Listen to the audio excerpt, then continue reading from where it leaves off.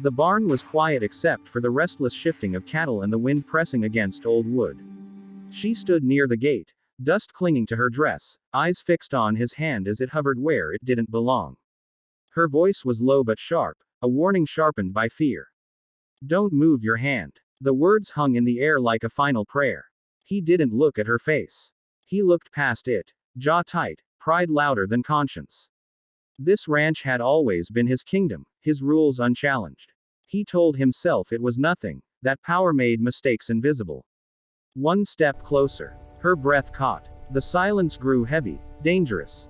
In that moment, every unspoken rule of decency stood between them, fragile as glass.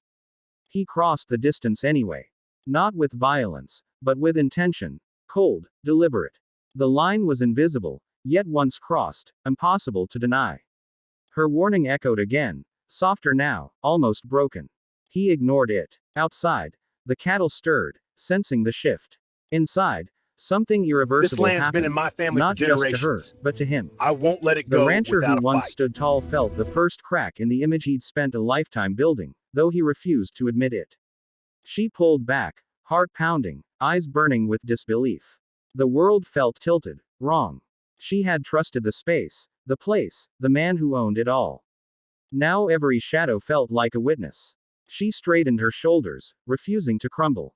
"You crossed a line," she said, louder this time, voice steady despite the storm inside.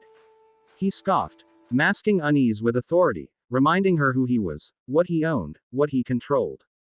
But control slipped fast when truth found its spine. She turned away from him and walked out, boots firm against the dirt, each step a declaration. The sun outside felt cruelly bright.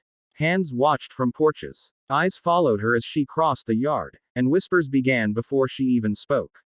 By nightfall, her words spread faster than wildfire. The town leaned in, hungry and horrified. Stories changed shape, but the core remained.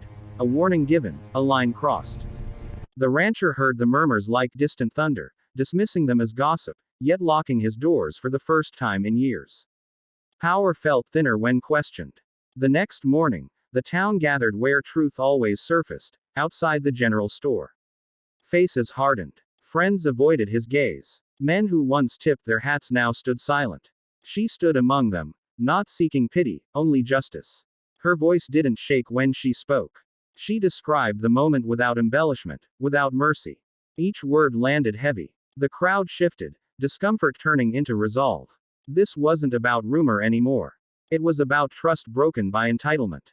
The rancher arrived late, boots clean, confidence rehearsed. He laughed once, loudly, daring the town to doubt him. But laughter died when no one joined. Even the sheriff looked away. The silence accused louder than words. The rancher felt it then. The weight of eyes no longer admiring, only measuring. He argued, denied, blamed misunderstanding. Yet the town had already decided.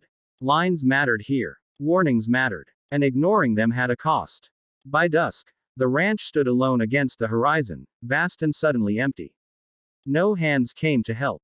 No voices answered his calls. She passed the gates without stopping, her head high, pain still present but no longer ruling her. The rancher watched from the porch, realizing too late that power without respect was nothing. He had ignored one warning and lost everything else.